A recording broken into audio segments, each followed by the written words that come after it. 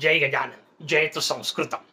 एक अत्यंत अभूतपूर्व अशा प्रकारचा सुंदर आनंदोत्सव आपल्यासोबत साजरा करावा यासाठी आज आलोय.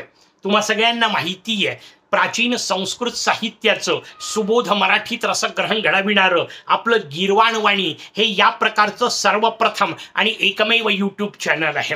5 वर्षांपूर्वी दिवाळीच्या पाडव्यावर आपण या उपक्रमाला आरंभ केला.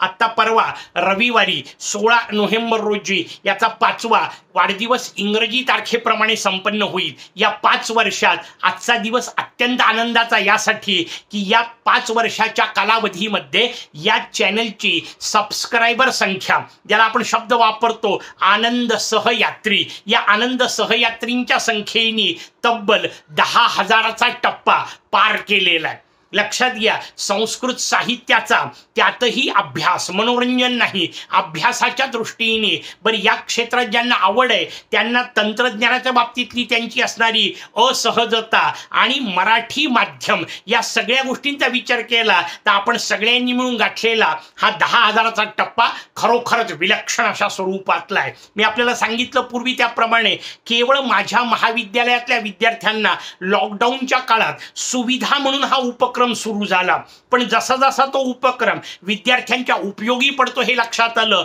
मग विचार केला केवळ आपल्याच महाविद्यालयाचे विद्यार्थी कशाला, विद्यापीठातल्या सगळ्या महाविद्यालयांशी संपर्क करण्यात आला.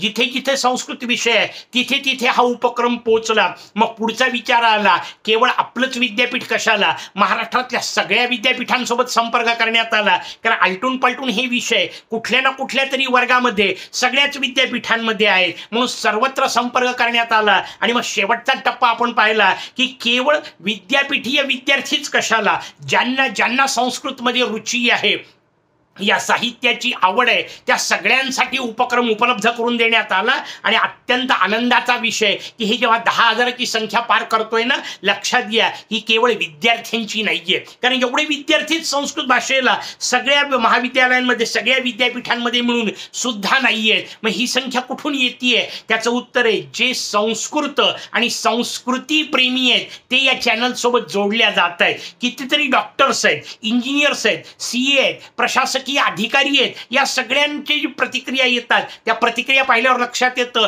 की आम्हाला हे शिकायचं होतं, संधीच नव्हती, या निमित्ताने ती मिळाली. गीर्वाणवाणीच्या लोकप्रियतेमध्ये सगळ्यांच्यासाठी ही संधी उपलब्ध असणे आणि सगळ्यात महत्त्वाचा केवळ चॅनलच नाही तर या चॅनलच्या आधारावर जे अभ्यासक्रम तयार करण्यात आले या सगळ्या गोष्टी निःशुल्क स्वरूपात सगळ्यांच्यासाठी उपलब्ध आहेत. म्हणजे आमच्या महाविद्यालयाचे प्राचार्य डॉक्टर प्रसाद खांजोडे यांनी उपक्रम झाल्यानंतर, व्हिडिओ तयार झाल्यानंतर कल्पना मांडली की जसं राष्ट्रीय शैक्षणिक संसाधन आहे स्वयं नावाचं, तसं आपलं स्वतःचं व्यासपीठ असावं. आणि मग स्वयंचे जसे अभ्यासक्रम आहेत तसे अभ्यासक्रम आपण या वेगवेगळ्या विषयांवर तयार केले. आतापर्यंत 6 अभ्यासक्रम झालेले आहेत. सध्या वेदांत सार हा 7वा अभ्यासक्रम सुरू आहे. हे वेगवेगळे अभ्यासक्रम, मग त्याच्यात एक व्हिडिओ असेल, त्याच्यासोबत वाचन साहित्य असेल आणि त्याच्यावर रोज म्हणजे त्यावेळा एक भाग रोज प्रकाशित होत होता, म्हणून त्याच्या पद्धतीने रोज 10 प्रश्नांचा एक गुगल फॉर्म,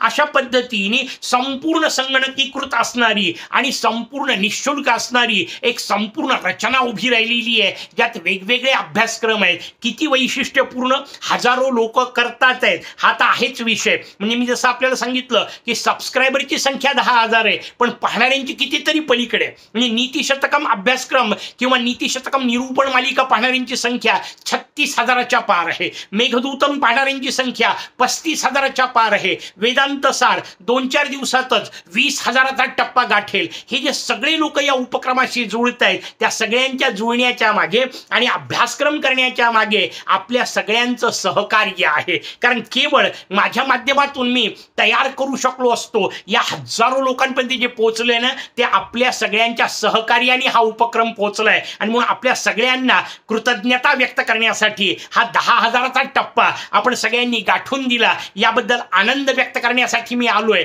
आज एक अधिष्ठान तयार झालंय, कारण 10,000 लोकांपर्यंत आपण हा उपक्रम पोहोचवलाय. आता या सगळ्यांनी आणि त्याचा आस्वाद घेणाऱ्या सगळ्यांनी जर आणखीन जोर लावला तर लक्षात घ्या, घराघरात आणि मनामनात संस्कृतीचं रोपण करणे ही जी मूळ कल्पना याच्या मागे आहे ती आपण सहजतेने करू शकू. वेगवेगळे उपक्रम आपल्या समोर आहेत, वेगवेगळ्या विद्यापीठांनी मान्यता दिलेले हे उपक्रम आहेत. म्हणजे कवी कुलगुरू कालिदास विद्यापीठांनी नीतिशतकमच्या अभ्यासक्रमांना 10 अभ्यासक्रम म्हणून मान्यता दिली, मूल्यवर्धित अभ्यासक्रम म्हणून. कारण त्यावेळेला NEP यायचंच होतं, श्रेयांकांची भूमिका यायची होती. पण टिळक महाराष्ट्र विद्यापीठ पुणेने नीतिशतक पूर्वार्ध आणि नीतिशतक उत्तरार्ध असे 2 अभ्यासक्रम 2-2 श्रेयांकांसह त्यांच्या अभ्यासक्रमात समाविष्ट केले. बरं, केवळ पारंपरिक पद्धतीने जिथे संस्कृत शिकवल्या जातं तिथेच हे अभ्यासक्रम पोहोचतायत का? तर नाहीये. नागपूरच्या मुंडले महाविद्यालयातल्या तत्वज्ञान विभागाने भारतीय ज्ञान पद्धती या दृष्टीने हे अभ्यासक्रम त्यांच्या अभ्यासक्रमात लावलेले आहेत. अगदी नुकतंच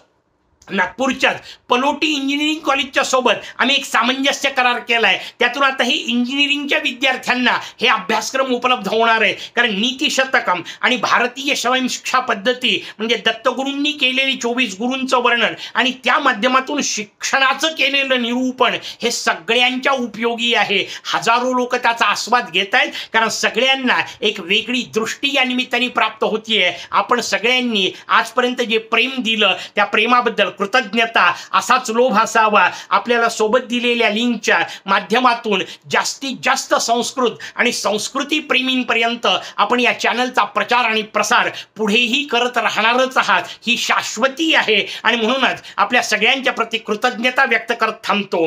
जयतु संस्कृतम.